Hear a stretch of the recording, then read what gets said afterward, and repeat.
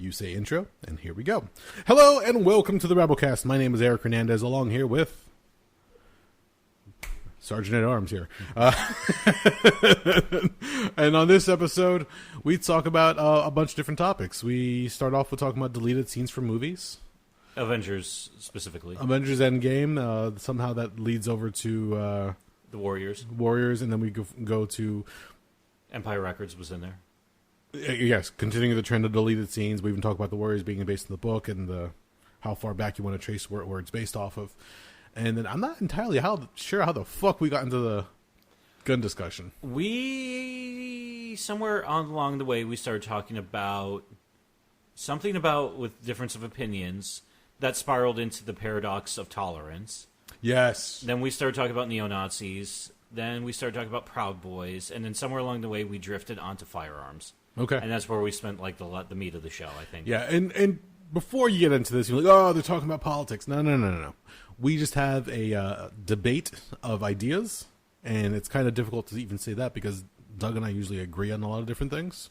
No, I straight up called a lot of those fuckers jerk offs. I don't like them, and yeah, I prefer if they don't like me. What, the Proud Boys? Or yeah. no, Proud Boys, neo-Nazis, take your pick. I was more talking about the gun control. Oh, no, that, yeah. But no, Doug brought up a very interesting point as far as where you would fall on a scale as far as gun control or regulations, and that really is the meat of the conversation. So it's nothing that we're trying to hammer you over the head with. Again, it's just casual back and forth between the two of us, and we just share our thoughts and opinions as far as what we believe can happen and probably should happen in certain regards. But there's no definitive answer at the end of this at all whatsoever. You might completely differ from us, and if you do, please feel free to let us know, because we would love to continue that conversation. And that's just that. It's a conversation that will probably be going on for a long, long time. But again, we're not experts. We just are two guys sitting in a room with microphones in front of us trying to have a conversation, which hopefully you in return will enjoy. Mm-hmm. With that being said, let's get to the plugs. We are brought to you by InsidePulse.com. You can find us under the podcast section. You can also find the show over at our YouTube channel, youtube.com/Rabblecast. Check us out over at Rabblecast.libsyn.com. Send us a tweet at Rabblecast. Check out the Rabblecast Facebook fan page. We try to post up different links and stories as we go along. And email us, Rabblecast@gmail.com. If you have a difference of opinion as far as what we talked about on this show, feel free to let us know, because that's... I thought you were going to say fuck off. No, well, that too.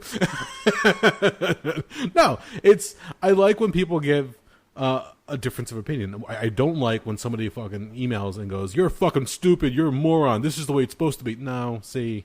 How often does that happen? Not often, thankfully. See, I'm happy that our listeners, when they do reach out, are pretty nice, actually. Oh, well, thank you, listeners. So it's not like we're getting hammered over the head, like, you're fucking bunch of morons, fucking hanging out in your mom's basement, probably haven't been laid in 3 weeks. Well, 3 weeks, I'm not sure. That was a weird number to throw out.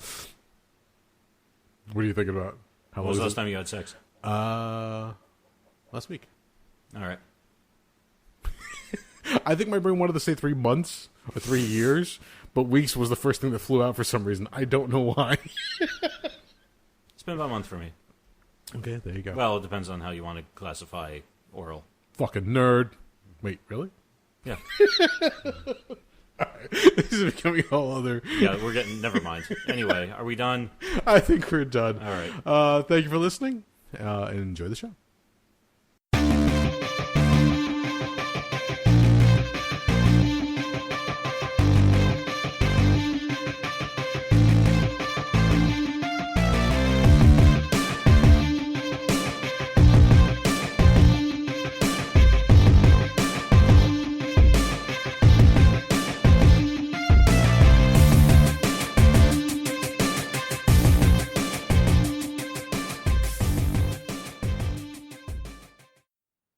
Once again, the button has been hit. I am not ready, but when am I ever? Is anyone ever ready? Never at all.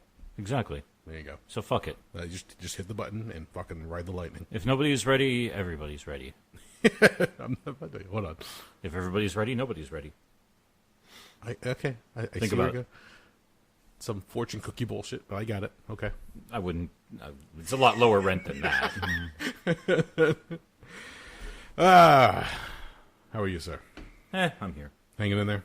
Another day, another dollar. Still breathing, still above ground. Yeah, for now. Well, currently we're not, but Well, kind of. technically. A little bit. A little bit. Not much, but a little bit. How far down are most foundation of houses? That's an odd question to ask at the beginning of a podcast. I don't fucking know. What the fuck? Depends if you have a wine cellar or a smoking room. I don't know.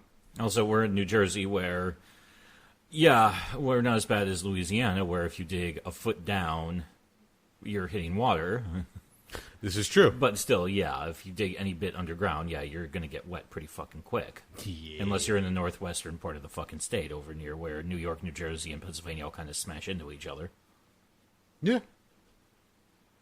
That's a good thought. Yeah. Right now, I'm, yesterday and today, I've been fighting the urge when I go home to go online and buy the digital version of Avengers Endgame. That's how bad of a fucking geek I am when it comes to the MCU. I'm like, I could watch it again, all 3 hours. Plus the 6 deleted scenes. Although Yeah. you probably wouldn't watch those on YouTube already. No, I actually held off. Oh. The only scene I saw was the extended funeral scene. And I can see why they cut it, because it was just dragging shit out at the very end. The extended funeral scene. Yeah. At the actual funeral, that is... No, Or everybody I should kneeling? say the extended death scene. Yeah, the Okay. kneeling part. Because if you had that, and then you had the funeral scene and everything, they might have cut a few things. But then I found out why they cut one in favor of the other. Why? They shot the kneeling scene prior to the actual death scene. So they figured, okay, we'll shoot this now. We'll see how the other ones play out. And when they watched it in post, they said, you want to what? The kneeling scene's great. There's some great reactions and emotions there. But we much prefer the regular scene as it's written. So that was included in the final cut. Because that was just more to the point where they wanted to get to. And then they were going to have the funeral scene at the lake and everything else. And people staring off longingly, and then the camera just panning across everybody. Like, let's just keep that one for the time being. The other one kind of just draws it out much more than it has to be. I'm like, okay, cool. There's some like different thoughts and ideas that went into it as far as they knew at that point, we're at 3 hours. Let's not kill everybody at this point. Anybody who has to go to the bathroom is dying right now at this point. Yeah. So let's not just extend it any further than we have to.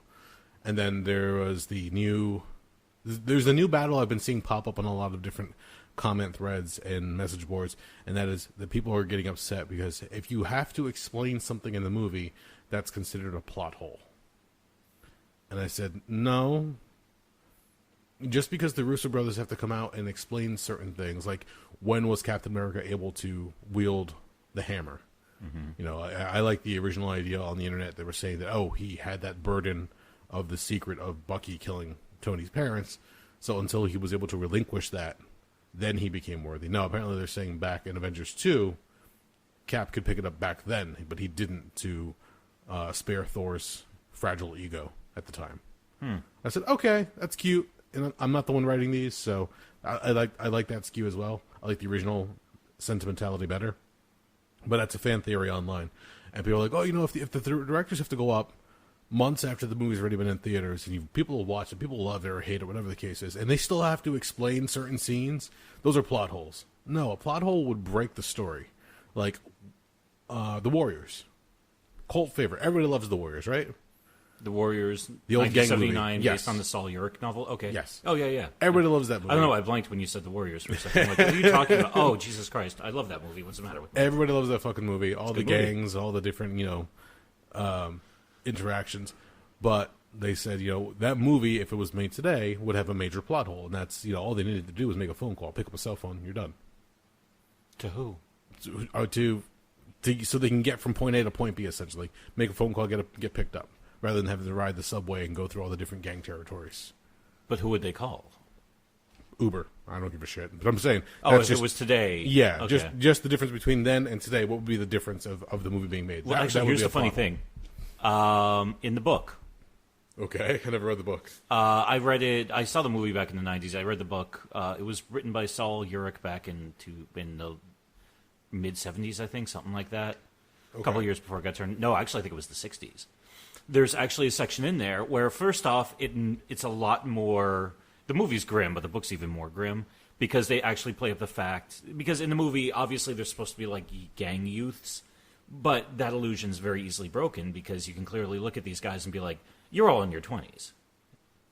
In fact, that's why the Baseball Furies looked the way they did. They painted them up because they were older stuntmen, so they're like, we need to camouflage them a little bit so they could pass them off because they're supposed to be like teens, maybe 20 or 21 years old tops.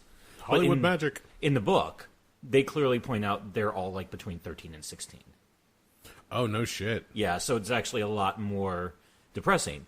And actually, one point in the book, one of the things they pitch of one of the ideas of getting from the Bronx all the way back down to Coney Island is they were going to call up their youth worker or the person from like youth services that would work with them, trying to keep them out of like criminal lifestyle. Okay. And they pitched the idea of calling him up, but then they realized, he's not going to come this far for us. So they actually addressed that at a certain point.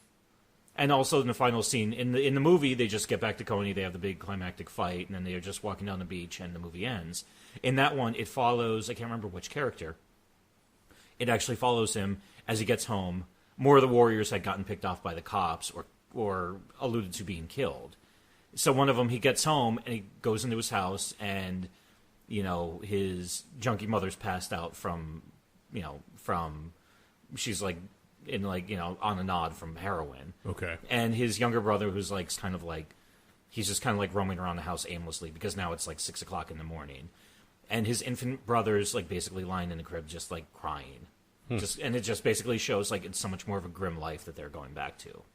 Interesting. Okay. Yeah. That's what I never thought about, like looking up as far as an original based on a book or something like that. Well, it's actually funny because then that was actually based on an even older story, Anabasis, I think it was called.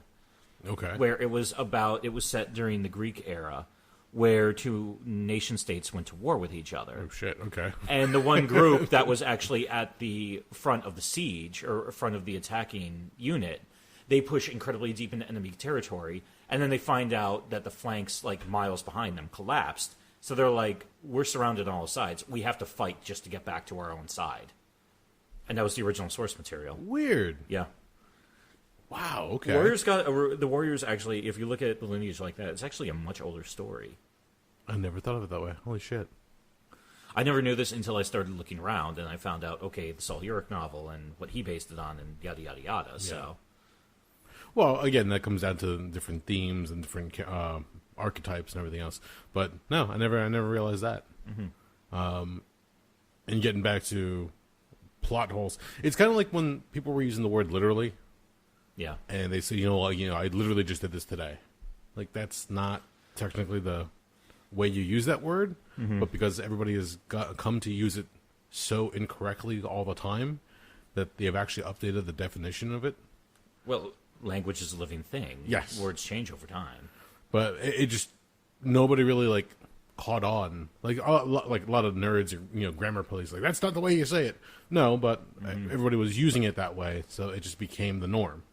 And if it happens so long, now with people are saying plot holes, I'm like, oh, this is like a new thing, isn't it? Just because somebody thinks that something is broken or a story point needs to be explained further, they're just determining that as a plot hole. I'm like, that's not a plot hole, though. Not necessarily. And also, on top of that, there could have been something that explained it that they missed, too, in the movie.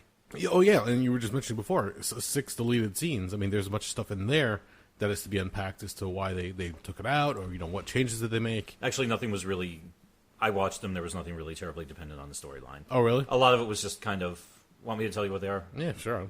I haven't watched them yet just because it's going to be something I'm doing like late at night, but go for it. One of them is basically Rocket Raccoon making fun of the Chitauri when they're talking about the Infinity Stones and their histories. Okay. He talks about how they're the suckiest army ever.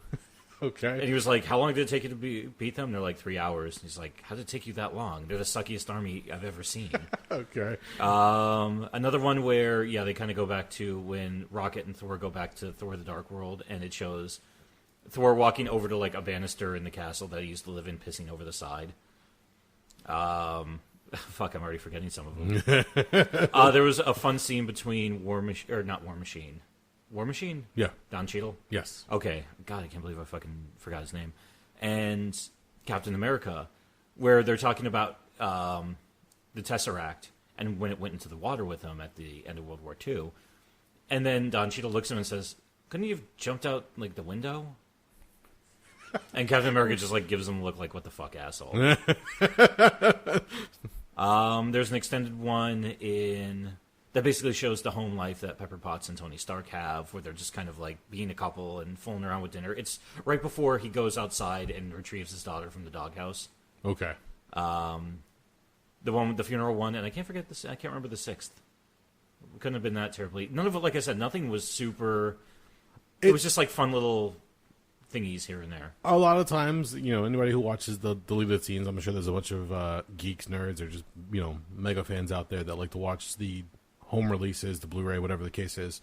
But a lot of times when they have a deleted scene, sometimes it'll be for runtime. Mm-hmm. Sometimes the studio will say, you have to be under such and such. You have to trim the fat a little bit here and there. Yeah. Other times, they'll play out a scene, and then when they put it in the context of the story, and you watch it on the monitor, they're like, maybe that one's a little long of a tooth, or maybe that one's just a little out of place, so let's just clip that out completely. My favorite ones to go back and watch, because it makes it a completely different movie, and surprise, surprise, it's Kevin Smith's Mallrats. The scene where they are going to the one politician's rally, and they, start bumbling around and cause chaos, that becomes almost like a completely different movie. To the point where later near the finale, where they're going back to the mall and they're going to go ruin the dating game show, the one guy who walks up and goes, "Hey, aren't you such and such? Aren't you Brady's boyfriend?" And he punches the guy out. Apparently, that line had to be dubbed over because he says something else. He says something, "Aren't you from such and such's political party, whatever?" Mm-hmm. And he clocks the guy, and that's where things change for the better at that point, because you're going into the finale. But they had to switch up the story, so you have to learn how to cut certain things out.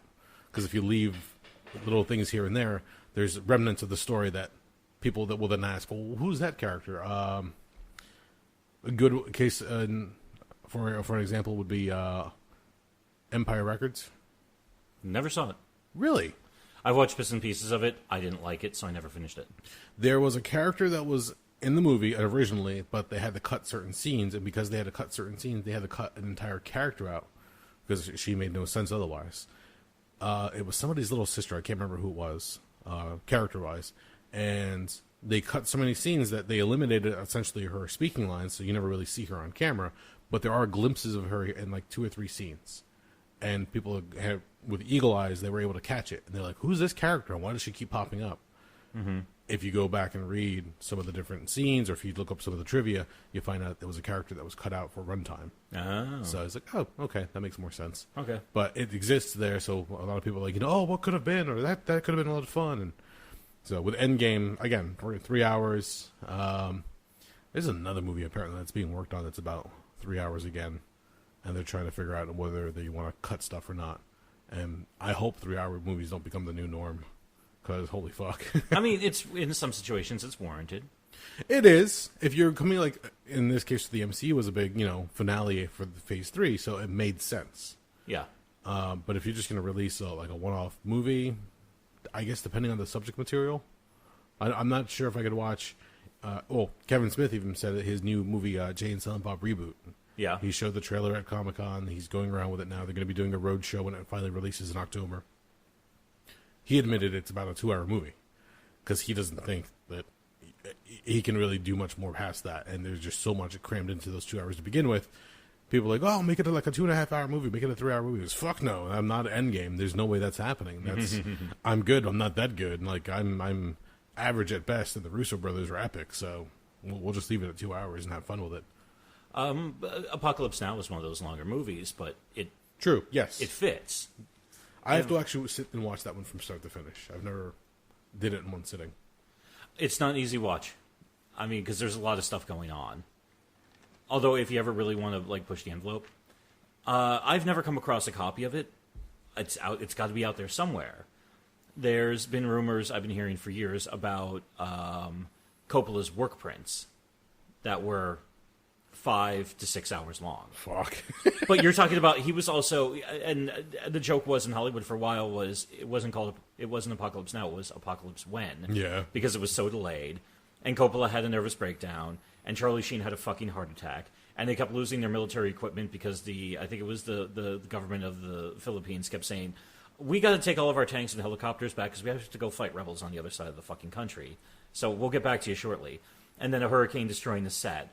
And Marlon Brando showing up 40 pounds overweight and drunk, so they had to shoot him in fucking shadow because otherwise it's like nobody's going to believe this guy is some badass's fucking Green Beret colonel. He looks like a bag of fucking shit. So Yeah. yeah, sometimes things go wrong. And if you were to do the 4 or 5 hour work print version of it, then you would have to do like the old timey intermission in between, like take a day off or take a half hour off. Go out, enjoy lunch, go outside in the sun, relax for a little bit, come back. Like, all right, let's finish this fucker up. Well, or split it up into little chunks and portions here and there. For several years now, I think closing in on 10 years now, Exhumed Films out of Philadelphia, who they specialize in, they've been doing it for about 22 years now. They'll run old school horror and cult films on the big screen. Ooh, okay. They actually partner with the Mahoning for assorted projects periodically. You've mentioned this before, okay. Exhumed, they started it. They started running around October of 97. And they would run in theaters around South Jersey and Philadelphia and thereabouts, wherever they could get booked. They, once a year, around Halloween, they do a 24-hour marathon. Nice.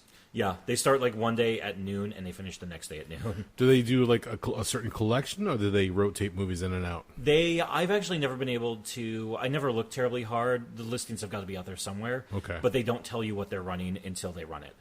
It's basically you have to see So what a lot of people do is they sell a very limited number of tickets to it because I think they're still running out of the International House in Philadelphia.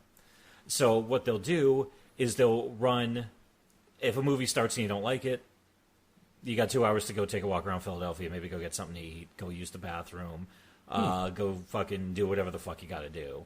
Or some people will actually bring sleeping bags and stuff like that and just kind of find a spot and kind of camp out and just lay down. So, okay, we got 2 hours to kill. I'll just take a snooze now, and when I wake up, I'll see what's on. Weird. Okay. Yeah. Unless you have a buddy that wakes you up like 2 hours later, like, hey, movie's over. Yeah, I was going to say, they're done with the shitty movie. Let's see what they got next on the pike. That's kind of cool, though. I like that. It's kind of like, just complete random grab bag of movies. Yeah. You're in the horror genre, but you just don't know what you're going to get. Yeah.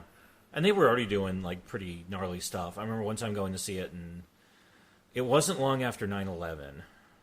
It was probably within a couple of months of us discovering Exhumed Films. They were running out of a theater in South Jersey, in Pennsauken, which is right over the bridge from Philadelphia. On a clear day, you can see the Philly skyline. Okay. And they were doing 5 Italian horror movies that night. They started at about 10 p.m. We got through 3 and change, and we said, let's get the hell out of here. Yeah, because I remember we were about halfway home, somewhere on the Pennsylvania Turnpike, when we realized, oh, it's bright because the sun's coming up. Oh, fuck. Yeah, those were long nights back in them dar days. That moment when you look over, to the horizon, you're like, oh, that's the sun. Yeah. Oh, Shit. It's 6 o'clock in the fucking morning. That's why it's bright out. The sun's coming up. And then a new day has dawned.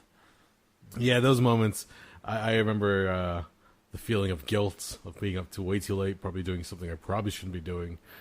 In my case, probably just like watching movies or playing video games, just wasting time, literally. It's just crazy. My favorite was, it only happened a couple of times where I'd be at a house party somewhere drinking, and then all of a sudden you realize the sun's coming up, and it's like, wow, I made it through the night without passing out. I'm awesome. And then you look at all the people who are passed out and shit like that and be like, you couldn't hang, pussy. Fucking lightweights. Fuck you. Yeah, then you look around and be like, who wants to go get breakfast? And you go sit in a diner, fucking, that hangdog stare on your face, somewhere between drunk and hungover. Yeah. And exhausted. That weird moment, that haze in between. But the food's pretty good sometimes. Oh, yeah, after a night of drinking, a nice big plate of fucking, pancakes and an omelet, something like that. Good times. Have fun. Enjoy yourself. I'm trying to think of some of the other stuff that happened recently. Oh, staying with the horror topic. There was a recent... I'm not sure how to phrase it. You're familiar with the Soska sisters? Yeah. Canadian filmmakers. Yes. Apparently, they got kicked off of Twitter recently. Yeah, I heard about that. I don't remember the name of the movie that they're trying to... It's a remake of David Cronenberg's Rabid. Thank you. Yes. So what's going on, for anybody who isn't familiar, the Soska sisters have worked on a bunch of different horror films. They came across my radar back in the day because they were doing the second version of See No Evil for WWE. AKA See No Evil 2. Yes. American Mary. Yes. For WWE Productions for See No Evil 2, American Mary was one of the ones that really put them on the map in general. They've been working on other films. We got a chance to meet them at Comic-Con a couple years back, and they were the sweetest people that you could ever meet. They ran around the table. They made sure they gave everybody hugs. They answered everybody's questions. They were really personable. You're like, holy shit! Like they could easily be like, oh, you don't get this. Oh, you don't understand. No, they're like, fuck this. We're having fun. We want to get out there. Kane was a cool guy to work with. You know, he's big and strong, very intimidating on film. It was really cool when we got a chance to talk to them. But then fast forward to recent, when they were doing the remake of Cronenberg's movie, they're trying to put up images of some of the work that they're doing. And that's kind of difficult when you're doing a horror film, because a lot of the makeup tests or the makeup effects that they're doing look kind of graphic, because it's in the vein of horror. So somebody at Twitter decided, oh, no, you can't show that, and they got rid of it. Mm-hmm. Now, when I say they got rid of it, they kicked them off of Twitter. I think they got banned initially, and then they got booted. And people are like, what the fuck? Like, how does this happen? You can put stuff on social media left and right, but suddenly Twitter's like, no, you can't.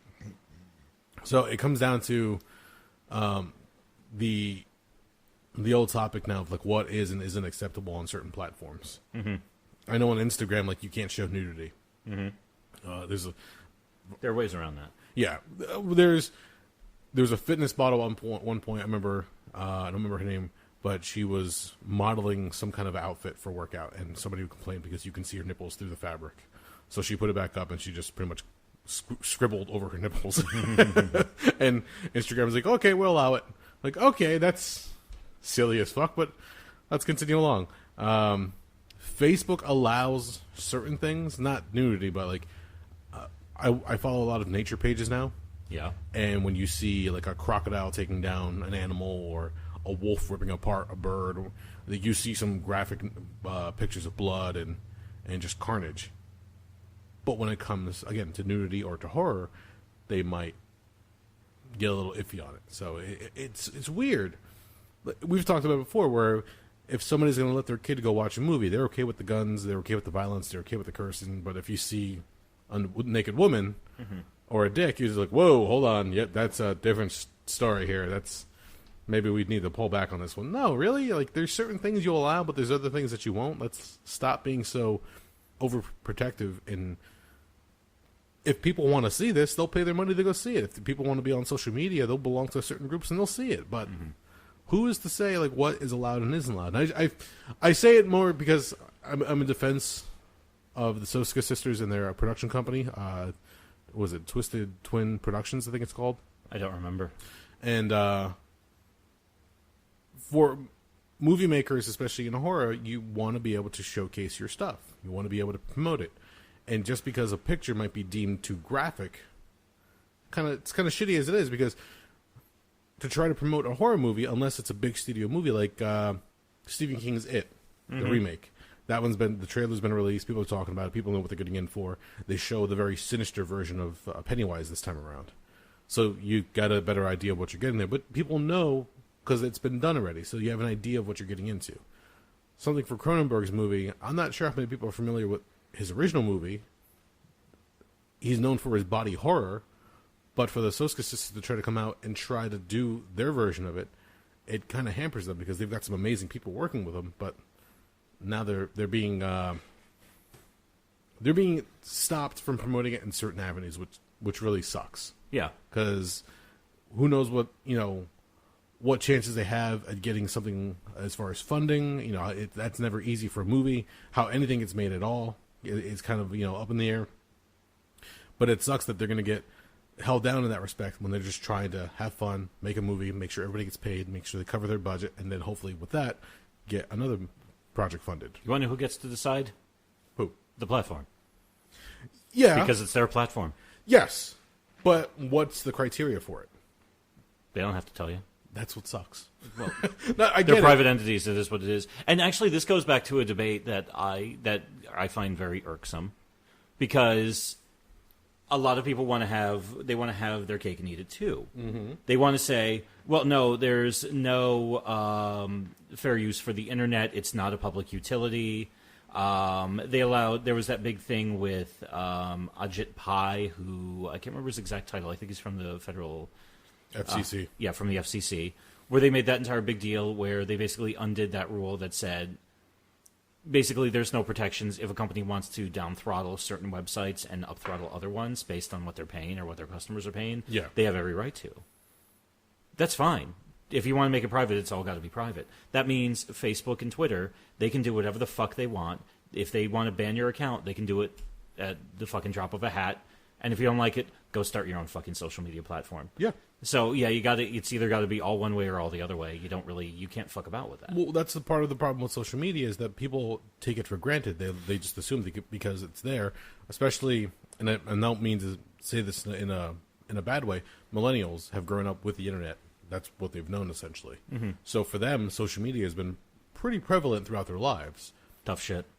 But it's their platform. But if it's been there, they get so used to it, so that when they do something outlandish, like they start doing hate speech or they start bullying somebody online, and then they get shit for it in return. Like, oh, what do you mean I can't do that? It's like if you're in public. Yeah. If you were comfortable saying the exact same thing in public, not hiding behind a keyboard or a phone screen, whatever the case is, and you feel comfortable saying that, knowing full well there's going to be repercussions from that person or the people around them, would you say it again? Mm-hmm. Because if that's the case, then you probably shouldn't be saying it. It's not even a question of repercussions from a unique individual. No, I'm just saying. Yeah. It's not the question of repercussions. It's just think it through before you hit enter and put it online. Mm-hmm. If you feel comfortable doing it that way, okay. But if you don't, then maybe you might want to pull back a little bit. But because as you said, it's either private or it's not. So they're just so used to it. So if Facebook tomorrow goes, oh, we're just going to make everything private. We're going to have to ask everybody to register a little bit further with the accounts. I mean, then we've got your name and your email address, maybe your social, maybe your bank account to verify. People are like, whoa, hold on, what's going on here? No, it's our platform. We can do whatever the fuck we want now. Exactly.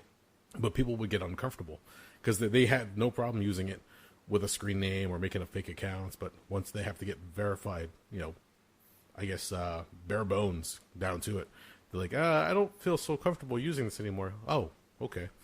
Mm-hmm. Maybe you should pipe down a little bit. And exactly that. And if Facebook ever did that, guess what?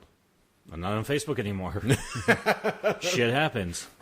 It's come up again where somebody was asking me, goes, "You're not on Facebook that much." I'm like, no. If I'm there at all, it's usually for the show. If not, I'll chime in every now and then and check up on friends. Otherwise, I really don't need social media. I mean, it's fun for certain respects, like the nature pages I've been following recently. Mm-hmm. Some really fucking cool. Something fun to read when you're taking a dump. Yeah, exactly. Some really cool shit you'll find here and there. Some of the workout pages, you come out with different techniques or different workouts or different ideas that, strengthen up your back or do something while you're, killing time on vacation, whatever the case is. But a lot of the stuff that's now, it's just fucking dregs left and right. People posting weird stories that they haven't really read into. Like, they'll read the headline or they won't even read the full article, and they'll just pick whatever parts they like and then just use that to further their viewpoint. Like, enough. I don't think I'd have this conversation with you in real life. Mm-hmm. So why would I bother reading it online? Mm-hmm. And just keep going from there. That's when you find the glory of the unfollow button. Because it doesn't mean you're deleting them as a friend. It just means that nothing they ever post will pop up in your timeline. How dare you? Some people believe that. What? That if you unfollow somebody, you unfriend them in real life. No, I mean unfriend on Facebook. Yeah. No, I guess we're not friends. Because I've unfollowed probably about 50% of the people I know. Because honestly, when I look at it, I say, all right, monkeys, amuse me. You're not amusing me. You get a 30-day, yes, I'm going to snooze you for 30 days. After that, if you keep on unamusing me, then yeah, I'm not following you anymore, and I just don't care what you have to say. You had mentioned that a few times, that you would like certain people that weren't amusing anymore. So I went through, and the wrestling side of my friends list has gotten much quieter and smaller and more tolerable after I'm like, let me see what happens with the snooze button. Let me just play with this for a little bit. It was nice for like 30 days. You're like, oh, my feed's cleaned up a little bit. Yeah. I'm seeing a lot of the stuff that I want to see. And all of a sudden they're like, oh, such and such will be taken off of snooze in another day or two. Did you want to continue to snooze, or did you want to allow them to come back? I'm like, I'll allow them to come back, see what it's like. And more bullshit comes up. Weird selfies, weird stories, weird conspiracy theories. I'm just like, it was a lot better before. Let's... Yeah, then you go, it's like, okay, now we're going to unfollow. I'll check back in on you in a few months. If you've learned to behave yourself, yes, we'll go from there. But in the meantime, yes, you can go. I don't need to hear you. Exactly. And at that point, you're just like, oh, okay, this is... You do have control of what you see in here. It's kind of like TV. What we were talking about before. If you don't like something, there's no reason to sit there and just fucking, get loud about it, how much you hate it. Just turn the fucking channel. Yeah. That's what I'm starting to do with social media now. Yeah. If I don't like what I'm seeing, I'm like, fuck it, I'll just turn it off or turn something else. Do you know how many accounts on... Last time I looked, I don't even remember, but I think I've got hundreds of accounts banned on Facebook or blocked. Or no, on Twitter. Okay. Well, first off, if it's a promoted tweet, that's an automatic block. Oh, really? Yeah, because I don't give a shit. I know, maybe if it's something that I directly disagree with, maybe I'll make an ignorant comment on there as well.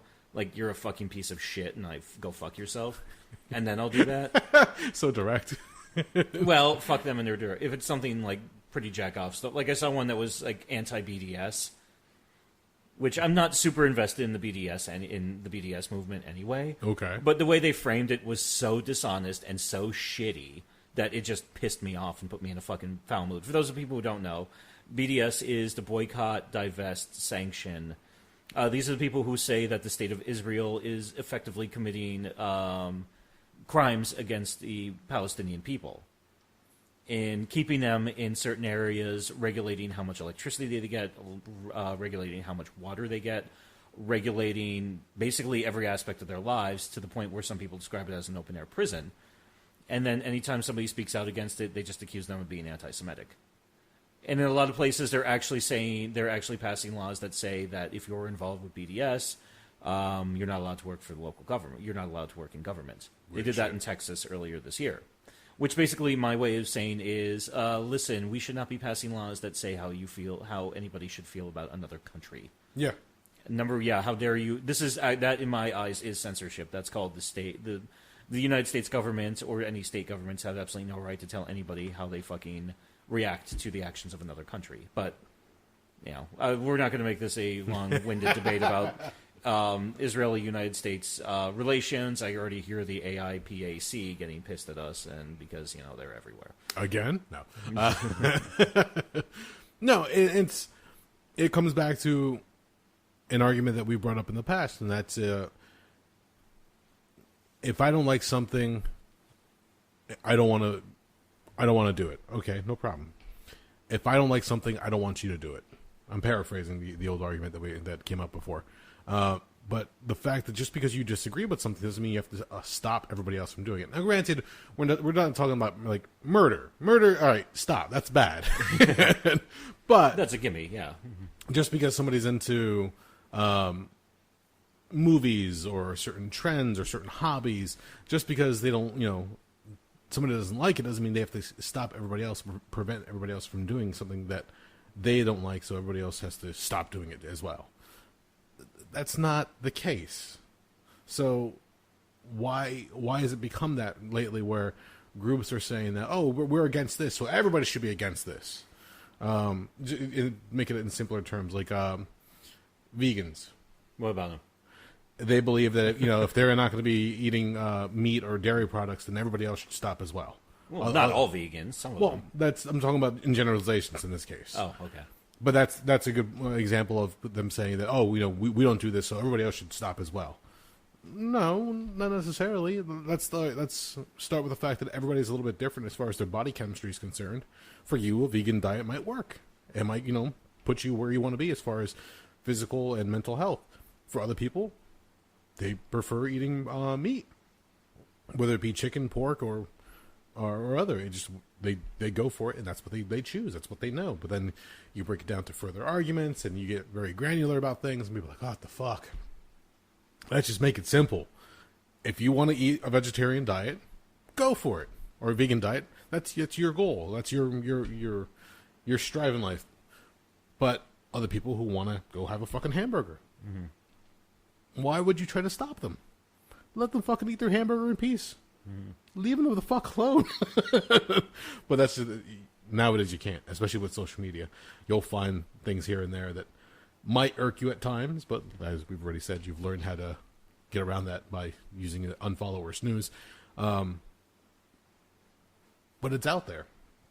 And it gets really fucking weird sometimes when you come across somebody who tries to convince you of their opinion when you really don't want to hear it to begin with. Like, can we talk about something else? Can we go somewhere else or do something else? Because I'm really not digging this whole me versus you and our ideology thing. So let's just have a fun time. Life's fucking short. If you want to have a fucking burger, go for it. If you want to eat fucking celery all day like a gerbil, go for it. There's some points where there are limits to even that, though. Yes, absolutely. You know, have you ever heard of the paradox of tolerance? I don't think so. So the paradox of tolerance basically says, okay, where does tolerance of other opinions end? Okay. Because a lot of the main example they use this for is, and some people will use this, and it's an argument made in bad faith, in my opinion. They'll say, well, if you're so tolerant, why aren't you tolerant of neo-Nazis? Ah, okay. Which the easy answer, if you think about it for more than 2 seconds, is if somebody else's ideology and belief structure involves harm to somebody else, Yep. specifically breaking down, you know, and a lot of it goes a step further than right-wing, left-wing shit. Yes. Which I've got a whole other boatload of opinions, which we're not getting into right now. But yeah, if I look at it as this, I take that jerk-off Richard Spencer as my favorite example. Everybody cried about him getting punched in the face back that weekend in January of 2017 during Trump's inauguration. Yes. Personally, my opinion, yeah, it shouldn't have been a punch to the face. It should have been a fucking knife to the fucking jugular. No, Jesus. I'm sorry, but when your fucking opinion is non-white people should be, as he says, I believe the jerk-off phrase he uses is peacefully removed from the United States. Wow. Okay. Because he's effectively varying degrees, he's a white nationalist. And he believes the United States should be an ethno-state of just white European jerk-offs. So my entire point is, and it kills me because a lot of the press has gotten so sloppy and so boring and so lazy that they didn't even stop to say, well, okay, if somebody isn't going to be peacefully removed, what then? What's the next step? Because the guy will dance around his answers and dressed up with fancy language, and everybody will say, oh, he looks so sharp in his nice suit with his fancy haircut. But it's like, you know exactly what would fucking happen if somebody who was black or Latino or Asian or whatever said, no, this is my home, I'm not leaving. Yep. You know exactly where the fuck it's going after that. Yep. So it pisses me off that people all then started feeling bad for it because they just see some guy with a nice suit from the National Policy Institute, which is a jerk-off way of dressing up their politics and their fucking racist Nazi ideology under something that sounds relatively innocuous. But in reality, anybody who actually knows thing one about the fucking guy realizes the only difference between him and the National Socialist Movement, at least the members of the National Socialist Movement have the balls to fucking put on a fucking swastika and a fucking Hitler t-shirt. That's very true. Which they're fucking scumbags. But at least I could say I have an ounce of respect for them because they don't fucking play games. They let you know exactly where they're coming from. Yeah, they're not hiding it at that point. Jerk-offs like Spencer, they love to play this entire game of ho, ho, ho, I'm just airing this a different type of opinion. It's like, no, it's not, cocksucker. I recall, as you're talking about Spencer, the group of the Proud Boys, and how they essentially were started by the one personality, Gavin McGinnis. Yeah. And after he saw what it started turning into, he goes, "Oh, I didn't mean for it to go that route. Yeah, I'm not with them anymore." And he started distancing himself from the group that he started. Well, do you want to know one of the other reasons why he started distancing last fall? What is that? So I think it was middle of October of 2018. He was invited to give a speech at, I can't remember the name of the group, it's like New York City Republicans or Gotham Republicans or something like that. Okay. He showed up, he ran around with a sword, carrying on like a jackass. It was a reference to something that happened in Japan where a socialist leader who was supposed to be having a debate with a right-wing leader, the right-wing leader actually pulled out a sword and stabbed the other one to death. What? Yeah, this happened, I think, back in the 50s or 60s. Oh, Jesus. And okay. also that weekend, there were protesters who showed up to protest McGuinness. And the members of the Proud Boys who showed up in the city, they joined up with the local neo-Nazi skinheads. And they fucking started jumping the protesters like 5-on-1, 10-on-1. I do remember seeing the report on that on the news, yeah. Yeah, because there's actually pictures of them where there's people who fucking got some of the intelligence on them gathered and said, yeah, that guy's a neo-Nazi, he's been arrested before, there's blah, blah, blah. You can pick out the Proud Boys pretty easily because of their stupid fetish for the black and yellow Fred Perrys. Mm-hmm. And then after it got really hot with that, also people who lived in the same neighborhood as Gavin McInnes and his wife started letting him know they weren't terribly thrilled with the shit he was pulling. So it wasn't like he had a crisis of good conscience. He started catching heat for his bullshit. Yeah. So no, because I wasn't sure if you were. I didn't think you were going that way, but I wanted to. No, because fuck that dude too. For the listeners, it's good that you relay that part. I came across Gavin McInnes because he was on Anthony Rogan? Cumia's podcast network. Anthony Cumia started his network after he split from Opie and Anthony on Sirius XM, and he started his whole life in the compound, and he pretty much created his own podcast just to make up for the fact that he was no longer on satellite radio. Mm-hmm. He's a personality. He's got a lot of jokes, and he likes to do impersonations, and he's a funny guy. But again, he's got some questionable beliefs or stances on certain things, especially political. Mm-hmm. He's right wing. He doesn't hide it. He's a conservative. But after a while, he started introducing other shows onto his network, and one of them was Gavin McInnes. Mm-hmm. And I remember when they used to do like a best of. Not like I'm going to pay for Gavin McInnes. I would pay to listen to Anthony Cumia because he would have some funny bits here and there. He did back in the day on the O&A show. Yeah. But then when I started listening to the best ofs, I would catch snippets of Gavin McInnes. And again, completely opposite of what I would want to listen to or, put myself through. But it was the idea that you and I have talked about where you can't keep listening to the same people over and over again who share your views or your beliefs because it becomes an echo chamber. You keep hearing what you want to hear, and it just backs up your views are already. So I took it as an exercise where I started listening to Gavin McInnes, and I'd listen to him on a lot of different topics. And after every segment, I would find myself aggravated and frustrated with him. I was like, "How the fuck can you think this way?" He's very disingenuous, though. Yeah, he very much. What so he is. actually believes is a good question. That's what I started catching on to was that one, he was doing it for shock value. Yeah, he was doing it for ratings. He's just being a personality on radio or podcast, and then at the same time, you would catch glimpses of the character breaking down. So he would actually try to be a human being at some times. Mm-hmm. Oh, okay, you're just fucking with people. You're just trying to be inflammatory. You're just trying to get a rise out of your guests or whoever you're speaking to as far as guest speaking. And then I started catching on. But then when the whole thing with the Proud Boys happened, I'm like, you motherfucker. See, not everybody catches on that it's a joke. Mm-hmm. You can have a bit on your podcast or your radio show, and your listeners, some of them, will get it. But it takes that one nut job out there who goes, oh, yeah, he's right. And suddenly they fucking, pick up a banner or they pick up whatever weapons and they start waving them in the air. I'm like, that's right. Fucking we got to do what this guy says. And that's where it gets kind of iffy sometimes because you have to be careful.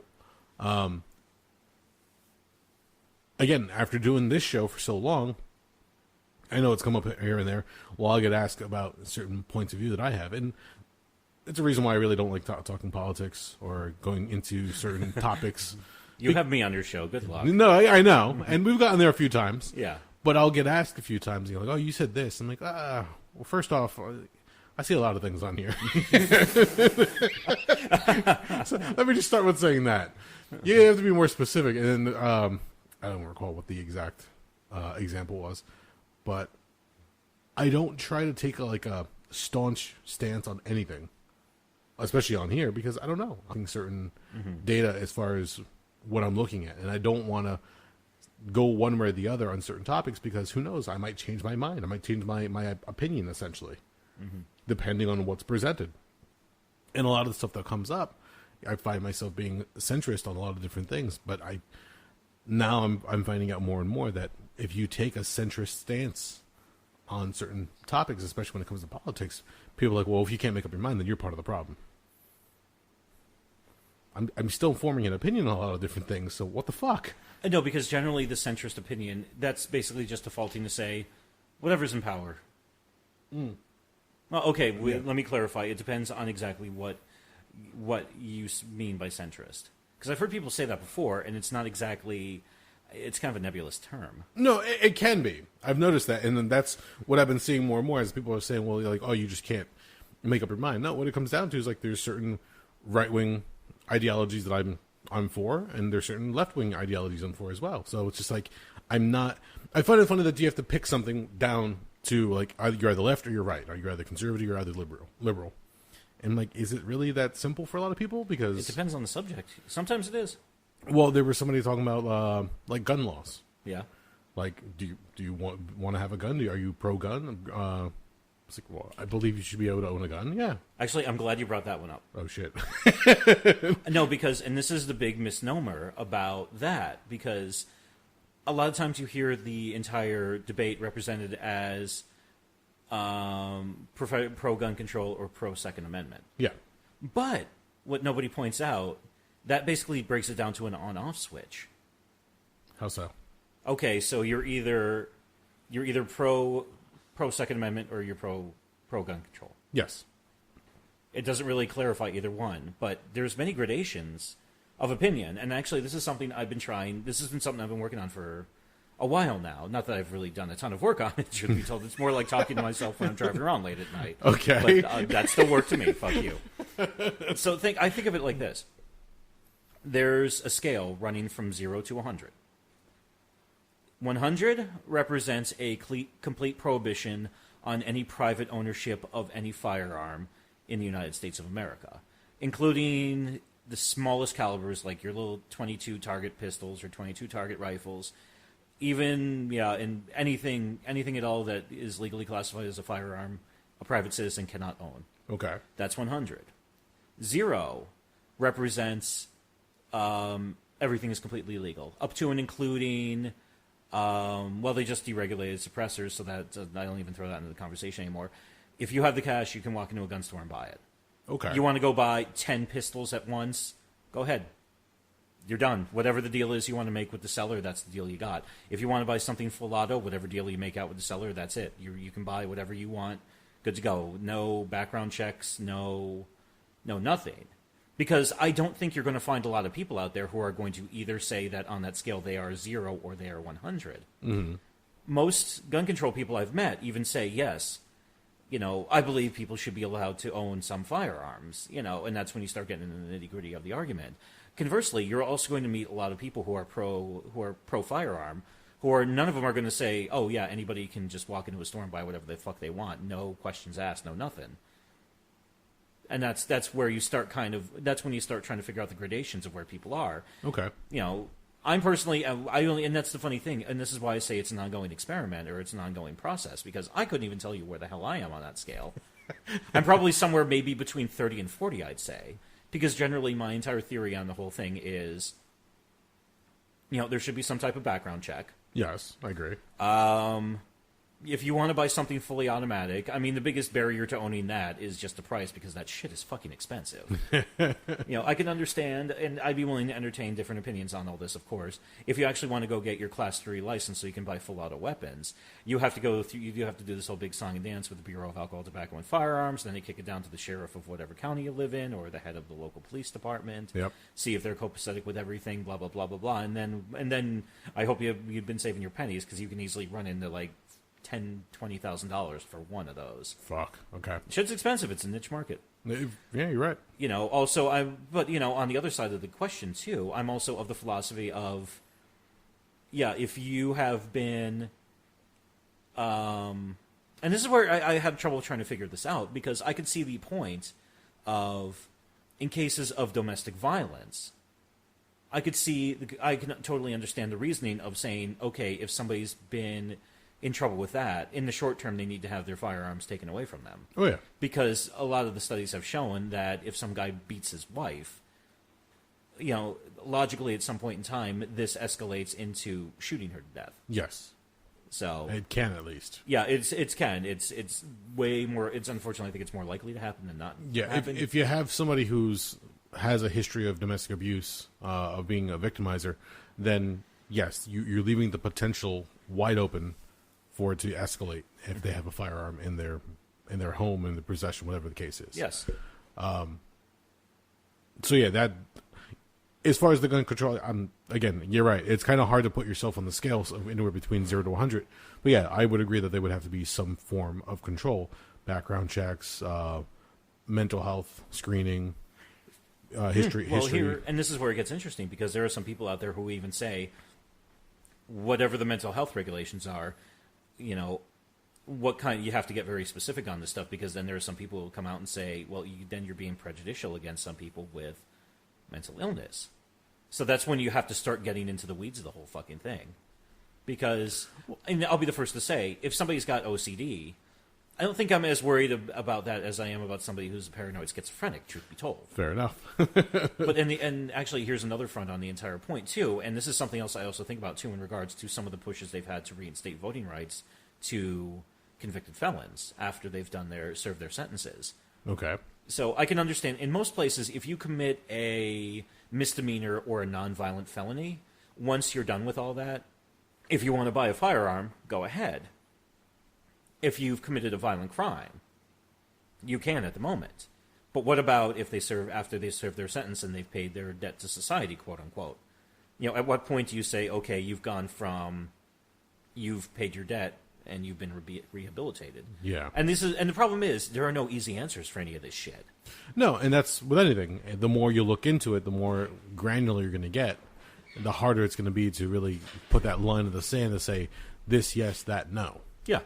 And that becomes really, really difficult. The other part of it is, I heard it put this way, and I heard it argued as well, when people say that they're pro Second Amendment and then, the right to bear arms. That idea being, when it was written, was that you can have firearms in your possession with the idea that if for any reason the government tries to come and take your firearms, or the government tries to overthrow, the land, I guess you could say, that you would be able to defend yourself from the government if anything like that were to occur. That was way back when that was written. The right to bear arms has been twisted and interpreted into different definitions nowadays. Well, that's the problem, though. The wording is as such where, this has been a debate for a very long fucking time by people. There are people who are constitutional specialists who focus in on interpretations of the Second Amendment over the years, who do nothing but just read up on that. Yeah. Because it's that complex, and it can be taken so many different fucking ways. Well, they're the people who sit there and say, no, it says right here, the right to bear arms. We are allowed to have firearms. Yes. Within reason, because it was deemed back then that they were afraid that the English were going to come and pretty much try to, remove you from your home. Yeah. So, yeah, you would want to be able to defend yourself if somebody would come into your home and attack you in that manner. I don't think the government's going to be coming into our homes nowadays to do that. Now, I could be wrong. Who knows? Fucking things are fucking crazy as it is. But when you say the right to bear arms, it's changed.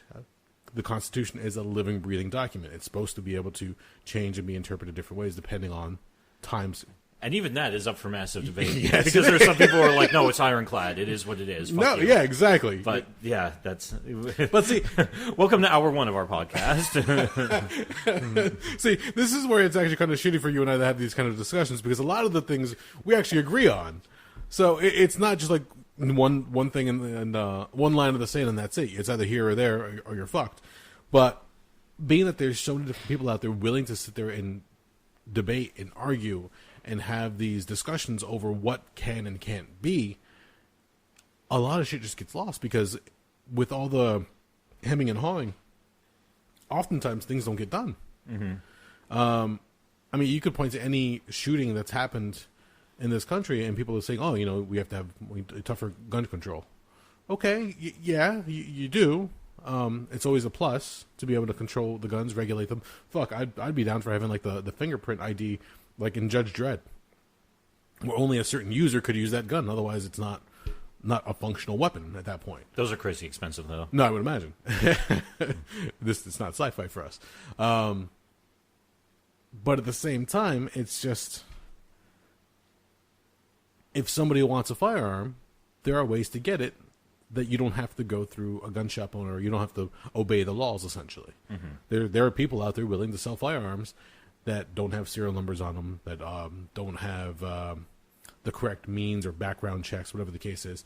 If you know somebody who's willing to get rid of one, and you've got the cash, all you need is the ammo, and then you're good to go. And then whatever nefarious ideas that you may or may not have, that's up to you, because now you're the wielder of that weapon. It ultimately comes down to you. And that's the case with a lot of these people, that they'll either, take a gun from their parents' gun locker or gun cabinet. They'll acquire them through illegal means, or in some cases they have actually bought them legally, and they're stockpiled over years, and they just have them at their beck and call whenever they want. So where do you really put the line for that one? Yes, you can have tougher gun control, but that just makes it harder for people who want to buy them for defense, or to have them just in case. That mentality. But then there's the other people who are like, oh, well, I just want to go out and go hunting, or go out and go target shooting. There's no real defense. I just want to be able to have a gun. It should be my constitutional right. And shit like that just gets fucking confusing, frustrating, and as time goes on, more and more complicated, because people just keep adding more and more layers to the debate over what should and shouldn't be. It's just like, okay, so what's the answer? There really isn't one. a lot smarter folk and better educated than us have tried, and they're still working on it. Yeah, so. And I think what it comes down to, and like I said, going back to what I was mentioning before, you're correct. I would, if you're going to put that scale in front of me, and you say put yourself on here as far as where you would fall as far as gun control, I would have a tough time, because I believe that somebody should be able to have a weapon in their home if they're going to be using it for defense. In other words, home invasions, burglars, criminals, whatever the case is. You never know. It also depends on where you live. Like you and I, and around this area, I don't think we really have to worry about too much about somebody breaking into our homes. No, I don't see a lot going on in our neighborhoods that much. No, but if you were to say Newark, Camden, places like that, you might want to have something. And not necessarily a firearm, but something just to be safe. I'll even kick it back to referencing back to a horrible event in history I did many years ago in Centralia, Pennsylvania. Yeah. There's still a handful of people, I think it's down to 3 or 4, who still live there. And they've effectively were told by the state police years ago, they said, listen, the police department's dissolved. The next town over, they've kind of got their hands full with things. If you have an issue, yes, by law, jurisdiction falls to the state police, but our closest barracks is 30 miles away. You might want to have something on hand in case something goes wrong to cover that. Yeah. So a lot of folks out there, basically the cops said in no uncertain terms, buy a fucking gun. Or actually, I'll tell. This is actually a good story of mine. I've enjoyed telling in the past. I don't think I've ever told on here, actually. Okay. So a fellow I used to know, he grew up out in Kearney, New Jersey, which is that's up near Bayonne, Jersey City, Hoboken, that entire area. Yeah. It was it's relatively nice now, because as everybody's getting priced out of New York, they're moving to New Jersey. Back in the 90s, it wasn't exactly a great place to be. So this gentleman that I knew, he was friends with a guy who used to book hardcore shows at the Pipeline in Newark, which was, you see hardcore bands there, got pretty lively there, plenty of fights over there over the years. One time back in, I think this was the mid to late 90s, a band from Detroit called Cold as Life was playing there. So they play their show, everybody goes wild for them, has a good time. Cold as Life's a hell of a band. Check out Declination of Independence, hell of a fucking record.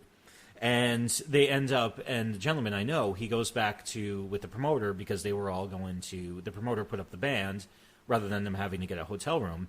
So, they load up on food, they get some beers, stuff like that, and they go back and they're all just hanging out chatting. And the guys from Cold as Life basically said, this is where we're staying for the night, right? And they're like, yeah, wherever you can, crash here, and in the morning you can jump in your van and head off to wherever you're playing next. So they all start pulling out their pistols. And they're just standing there kind of looking at him, and it's like, why do you guys have so many guns? To the point where even the drummer, he had in his one of his kit cases, he had a cut down shotgun stored away and stuff Jesus. like that. Yeah, and they're looking at him and was like, why the hell are you all so heavily armed? And they all just looked at him and said, you've never been to Detroit, have you? And they're like, no. And they're like, and they even told him, it's like, listen, yeah, we get that, but, keep your shit out of sight because New Jersey's going to fuck with you hard if any of the cops find out you're all carrying, so. Wow. Yeah, but that's a good example right there. Yeah, there you are. Well, let me frame it to you this way. Growing up, you watch action movies, you watch TV, hell, even cartoons. It's always the good guys defending, whatever they're fighting for, and they're using firearms, weapons, whatever the case is. Mm-hmm. So growing up, I always said to myself, I would like to get a gun one day. Sure, I would love to be able to own one, practice shooting, work on my marksmanship, and God forbid, if that case ever came up, I would be able to defend myself and my loved ones. Now, I have a son. Yeah. Yes, I would still like to have a firearm, but now I need to be a little bit more responsible. Yes, I can get a safe and lock it up and whatever the case, if that was going to be the the situation, but now I have a different point of view, and I have a certain amount of fear now because, God forbid, my son was able to access that firearm. Whether the safe, I didn't lock it properly, or I left it out for whatever reason, because people get fucking forgetful with certain things. I would hate to think that firearms would be one of those, but we're human beings. Nobody's fucking perfect. If that firearm were left out in any situation where a child can get to it, and God forbid it's fucking loaded, that's a fear I have now. So I might not be as quick to go get my license or purchase a firearm itself, but it doesn't change the fact that I still believe that I should be able to defend my home if something were to go wrong. I think we've mentioned before in passing, it's just joking around, but it's true to a certain extent that in your home, you know where like certain weapons are. Yeah. So God forbid somebody were to break in, he looks over his shoulder, but you know where certain weapons are. In my house, I know where certain weapons are, like behind a door or near the steps, whatever the case is. There are certain things that in a pinch, you can grab it and you could use it to defend yourself. None of those are firearms, but having one would be what a lot of people call peace of mind. Mm-hmm.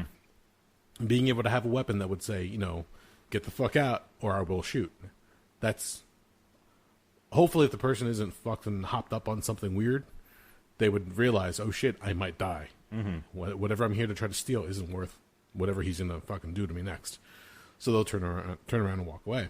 But now having a child, that brings into question a whole bunch of different things, because then you have to educate them as well. You have to make sure they know that this isn't a toy.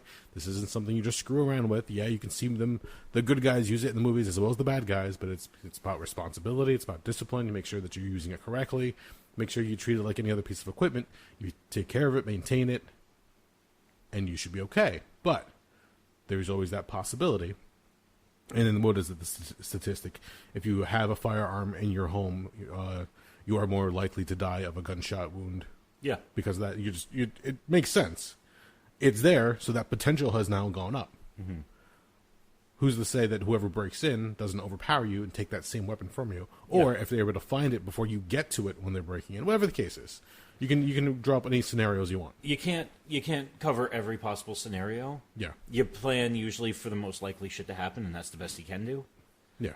That's really all you can do. In fact, actually, I know a firearms owner, and he's he could basically take apart a firearm, tell you each individual piece and how it actually works with everything else. He's damn near a gunsmith. He's so sharp at it. Oh, wow. We were actually talking about one night, and if somebody broke into his house, he even said that he was more likely to grab his K-bar and a fucking crowbar, one in each hand, and fucking go rushing at the guy that way, because, then he can either fucking stab the shit out of you or fucking crack your skull open. But, and it's a lot easier that way, too, because, that way it's a little bit more of a controlled action. And something that, because a lot of people, and the trick is, it's not just buying a gun, you have to basically train with it nonstop. Yes. You have to really understand that weapon in and out, like a motherfucker. Yeah, because if you're going to grab a gun and you're just like, oh, give me the biggest one you got. and then, God forbid, you're going to fire it in the line of defense, and let's say you got a Desert Eagle. You squeeze off one round, and all of a sudden that fucker comes flying back, and the barrel smacks you in the forehead. Yep. And you weren't expecting it. You were not prepared for that situation. Nope. You just thought, I saw it done in the movies millions of times. I could do it myself. No. You have to be prepared. You have to know what you're doing. You have to know what kind of ammo you're using. You have to know the recoil. You have to train so that your wrist can get used to the kickback. It's one of the reasons why whenever you and I had gone to the gun range together, I prefer revolvers. Revolvers are such easier on your wrist and hand as far as the kickback. You don't have to worry about much, and your accuracy is a lot better compared to some other guns. And the odds of jam on a revolver is damn near nil. Yeah. So with that in mind, if I were to buy one, I might get a revolver. I'm not about to fuck around with a Beretta. Just because there's a lot more moving parts and things you have to worry about. Like anything else, every piece of equipment comes with its pros and cons, and just different things you have to be concerned about. But you're right. You'd have to be proficient in the weapon, know what you're doing, know how to take care of it, know how to clean it, make sure you maintain it. And if you need it, it's kind of like your car. So long as you maintain your car, you take care of it, and you do maintenance on it, it will get you from point A to point B for as long as you take care of it. Yeah. If you don't, it'll fucking break down on you halfway through, and you're like, fuck, what do I do now? Well... Yeah. Well, it's also funny. Yeah, the other thing people got to take into account, too, is generally, and I mean, there's some state-by-state interpretations of this, but the one thing I've always found that holds relatively steady is, in the eyes of the law, whatever round you fire, you are responsible for wherever that round goes. Yes. So, yeah, if somebody was using a 500 Smith & Wesson for home defense, oh, fuck, they're a fucking idiot. Okay, maybe if they were using it to bludgeon somebody with, I could see that. Because, yeah, you don't need a round designed to stop a fucking grizzly bear, if some dude breaks into your motherfucking house. Especially since there's a chance you're hopped up on adrenaline, you just woke up, you're freaking the fuck out, you're like, shit, this is for real, somebody broke into my house, it's me or them. Yeah. And you fire a round, and you cut right with it. And what the fuck happens if it punches through the wall in your house, goes across the street, punches a hole in your neighbor's house, goes in there, and kills your neighbor? Yeah.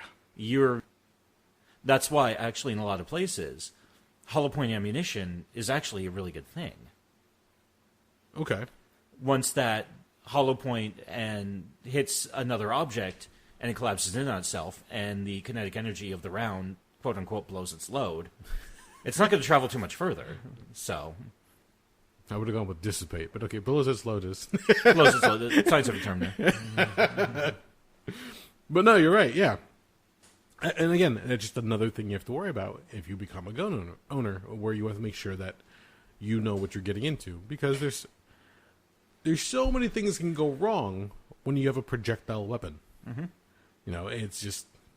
Fuck, I know a guy who can't even fucking use a slingshot properly. I would never put a gun in his fucking hands. That's... What? He went to go try to use the rubber band slingshots, the kind where... Is it the one with like the wrist support? Yes, the wrist stop where you pull back and you aim it. He went to go fire it, and the fucking projectile or rock, whatever he had, went flying up and came back and hit him in the face.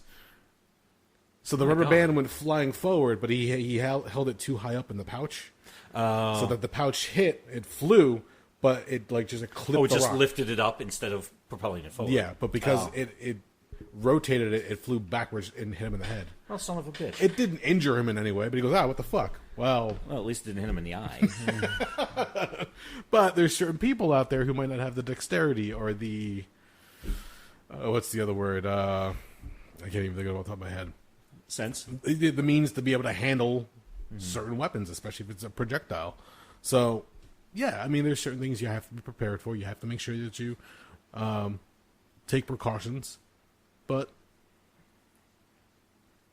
should you be able to have one? Yes, if you're looking to defend yourself. Mm-hmm. Should you be able to buy one so that you can go running through a crowd and firing it wildly? Fuck you, no. It's pretty simple. But that's just a hypothetical. That's, putting it in simple terms. Yeah, that's an easy yes-no situation. Yeah. And unfortunately, reality is usually a lot more complex than that. Yeah. So. Now, let's say... And this has happened before. We've heard about this in the past, where somebody buys a gun. They buy multiple guns, let's say, and you have them stored in your room. You have them in your bedroom or somewhere in the house, in the basement, and they're locked away.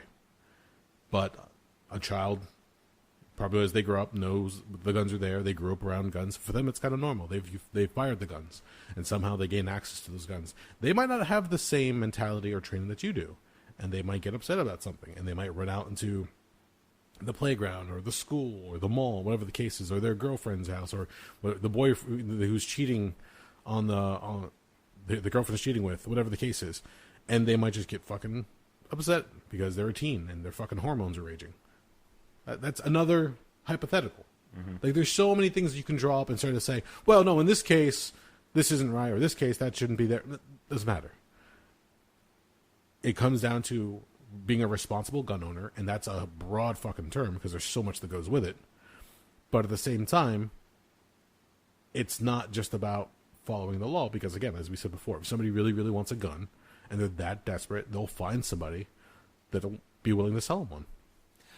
I mean, I agree with the sentiment. If somebody wants to kill somebody or a group of people badly enough, they'll find a means to do it. Yes. The only question is how effective they're going to be at those means. Correct. So, I mean, that's the tough part to realize. Yeah, and trust me, it's not like I'm trying to sit here in this, hour and a half that we do the show and try to figure out an answer to this topic right now. It's not no, fucking we're figuring happening. it out. We're not stopping until we figure it out. Fuck. Why do you think I the said one time you want to keep going. Yeah, why do you think I said welcome to hour one? I think we've got at least 12 more to go before we even break through the surface. I just need a sandwich and a Gatorade. I'll be fine. Maybe a bathroom break here and there.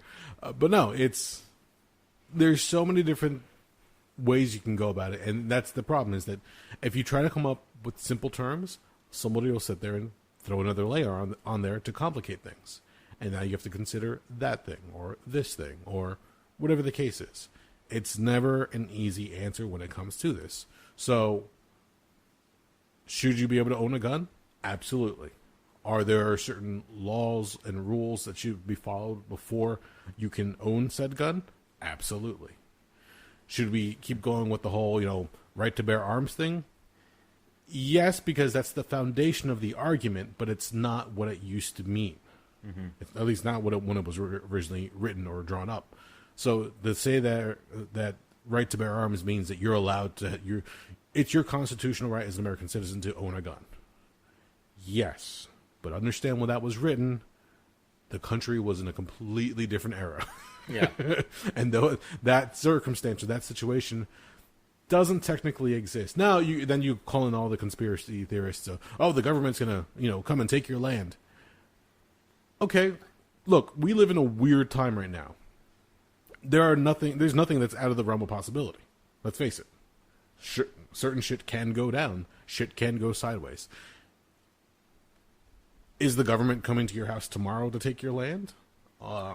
Unless you're behind on your property taxes or they're usually other pretty shit busy. like that. I don't think they're coming tomorrow. I don't think that's going to happen anytime soon. Unless somehow you get fucking struck with eminent domain, and that's other fucking shit. Again, another layer. Or civil asset forfeiture, but that's also another conversation. Exactly. See, you can throw hypotheticals all day long, but no, chances are the government's not going to come take your guns anytime soon or remove you from your land. So that argument, although again foundational to the whole discussion, is not really prominent nowadays. So yeah, you should be able to have a firearm if you're going to use it properly. Mm-hmm. And you're going to have it with the idea of using it with the right intent. But if you're going to be a fucking jack-off with it and you just run around willy-nilly and just be stupid, then might want to reconsider and revoking whatever license you have or any privilege you think you might have to own said firearm. So, well, this makes me think of a video I saw a couple months back that made just. The entire video made me so uncomfortable to watch. It was actually from a security camera of a range, and there were two guys who were getting ready to do some shooting, and they were taking selfies with the gun. Oh no! They violated so many fucking safety rules so fucking quickly. I'm like, finger on the trigger, you just swept yourself with it. And finally the last straw was they were taking selfies, and the one guy had it with his finger in the trigger well. In the trigger guard, he held it up to the other guy's head. Oh, what the fuck? Yeah, I'm just like, dude. It was at that moment, actually, you just see the fucking range officer, and props to this guy. He fucking runs over, grabs the weapon away, points it down range, checks to make sure it was clear, because it was a semi-auto, and the fucking... It wouldn't be as bad if the slide was locked back, but it wasn't. So you don't even know if there's a fucking round in the chamber or not. Yeah. And he immediately said, "You guys got to get the fuck out of here because you guys are fucking stupid." Good on him. That's basically that's the entire. Yeah, I mean, we were talking about before when we were talking about the tragic death of Brandon Lee on the movie The Crow, and that accident and that tragedy changed how firearms were used in filmmaking. Yeah. And point simple, when they're doing certain shots, you're no longer able or are allowed to point the firearm at another actor. Mm-hmm. It always has to be off angle, or something has to be, just changed up a little bit, or they film different cutaway scenes. So you'll see the gunman pointing the gun towards the camera in a certain angle, and then they'll do another shot where the person's like cringing, cowering, or running away, whatever the case is. So you never see the two together. If they are, again, it's like some camera tricks here and there. Because you don't want to have that same kind of accident happen again, which could very well happen easily. All you need is some kind of debris to get caught in the fucking chamber, and when they put that extra gunpowder in there for the effect or for the show, it pushes it in whatever's in there out, and that becomes just as lethal as any bullet. Mm-hmm. So to avoid that shit, we had to have an accident happen to open our eyes to it. And that's going to be the same case with firearms going forward as far as gun control laws and regulations. You're going to have certain accidents happen before something happens. It's like when I say, whenever I'm at jobs and they have warning labels on certain things, like don't put your hands here, danger of hands getting crushed, or chemicals in use, don't put your hands, you might corrode, or whatever the case is. The reason those labels are there, you would like to think it's common sense, but more often than not, those labels are there is because an accident has happened. And like, wow, okay, how do we prevent this? Just put a label on there. People will know not to put their hand there. Well, sometimes you don't know. Where I work, there's some serious fucking equipment in there for manufacturing purposes. Yeah. I've never been trained on this stuff before. I don't know what's safe to do with it and not do with it. Now, granted, I generally don't have to be around it, and I definitely have no reason to even touch it. Yeah. But sometimes, if I'm trying to get information on some aspects of manufacturing, because I'm trying to track costs and whatnot, I find myself back in some of these rooms just checking into stuff, trying to figure out what's going on with stuff. Yeah. So, I mean, generally, it's funny when you see me walking around there. I'm one of the few people, we're supposed to have a rule when you go through into our manufacturing area, you're supposed to have safety glasses on at all times. I'm one of the few people who follow it just because I say, look, I don't understand how this shit works. I'm taking no chances. And I've already dropped $5,000 on my fucking eyes getting LASIK done.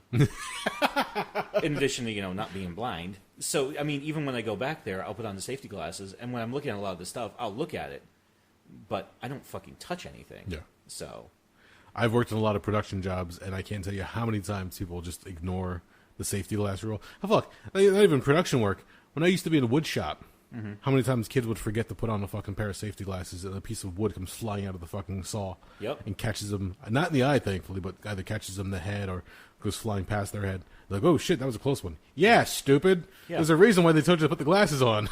And that's why, actually, it's at a lot of places, especially union shops, if you're working on a piece of machinery, if you do not follow your lockout, tagout procedures, that's grounds for termination. Oh, yeah. And I know that because a buddy of mine, he's a mechanic at a fucking manufacturing shop. So yeah, all you need is one accident. Yeah, and shit goes.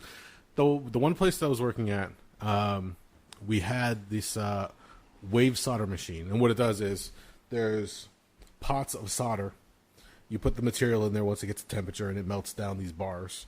So it just looks like, think of like the T-1000 from Terminator 2. It looks like the liquid metal because it's up to temperature. It's just moving around, bubbling around. I can't even imagine that much molten solder, what that would look like. Oh, it's fucking awesome.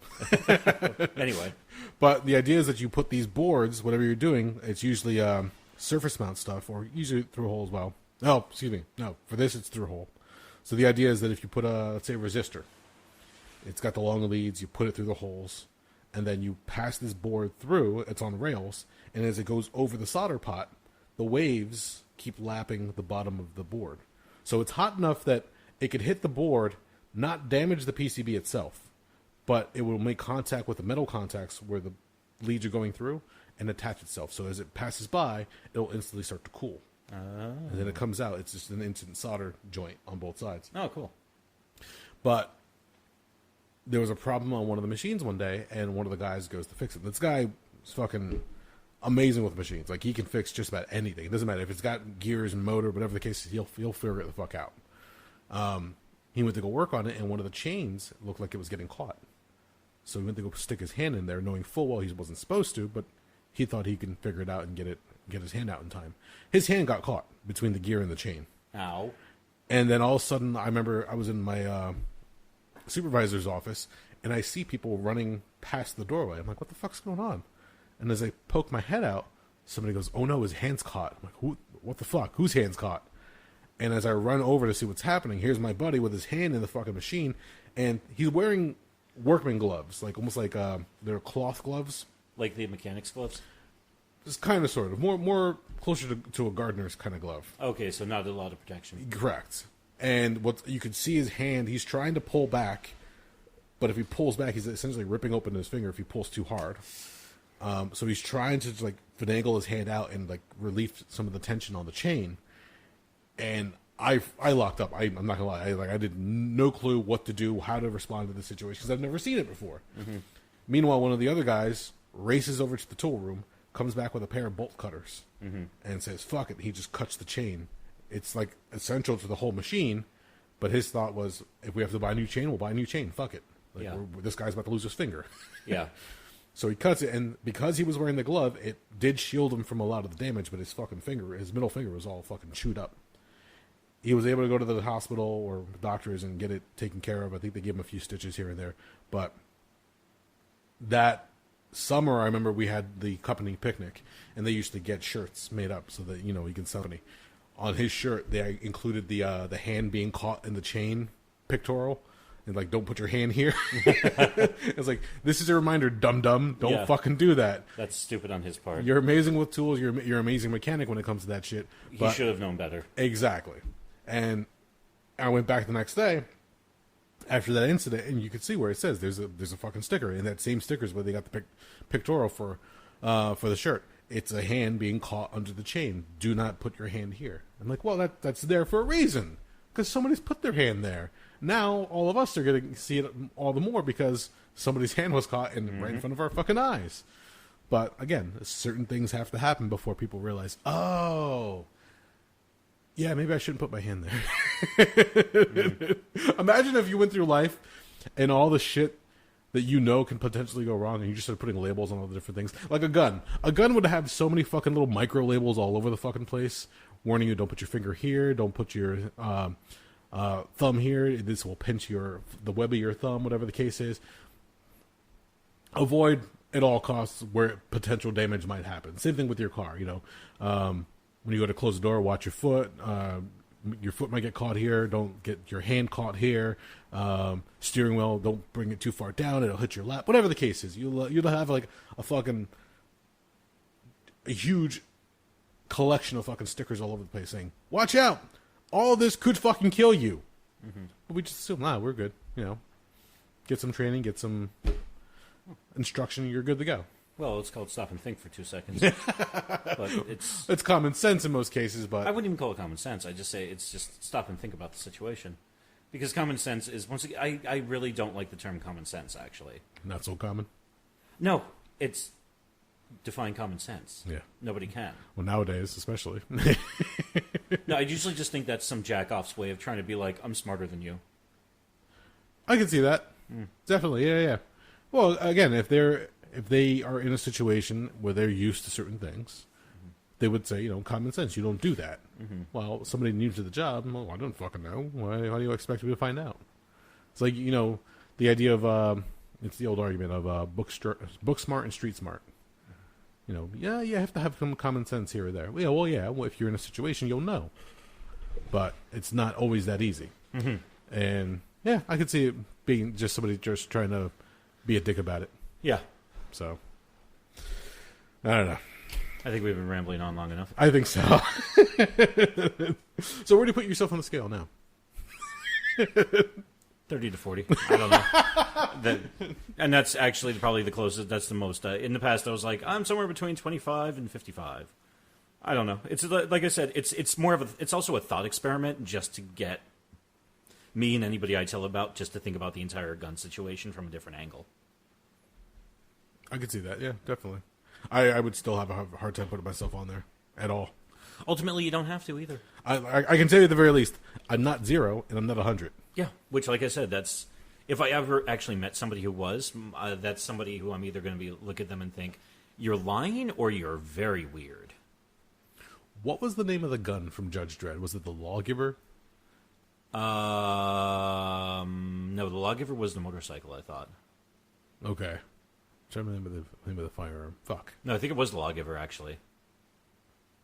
Because even in that movie, the premise is Rico steals the gun. Mm-hmm. And he's able to use the fingerprint ideas because those bullets, each bullet as it's fired, is genetically encoded to the user. Yes. So they framed Judge Dredd for the murder of that one journalist, and that's how they used it to get him sentenced to the Badlands or the Open Lands, whatever it was. No, he went to prison first, I thought. Well, no, they tried him first. Yeah. And then from there, once he was rendered guilty, they exiled him. Oh, it is Lawgiver. Is it a Lawgiver? Okay. But all right, again, we're talking about sci-fi made up shit, but even having a fingerprint control, there's ways around that shit. Yeah. Let's face it, it's all man-made. So yeah, you just have to find Armand Asante, and he can use that as he likes. Law. All right, let's wrap this. Yeah, no, I'm done. This is getting stupid. Well, if you made it this far, and I appreciate it if you made it this far, thank you for listening. We are the Rabblecast. No, we're not. Fuck off.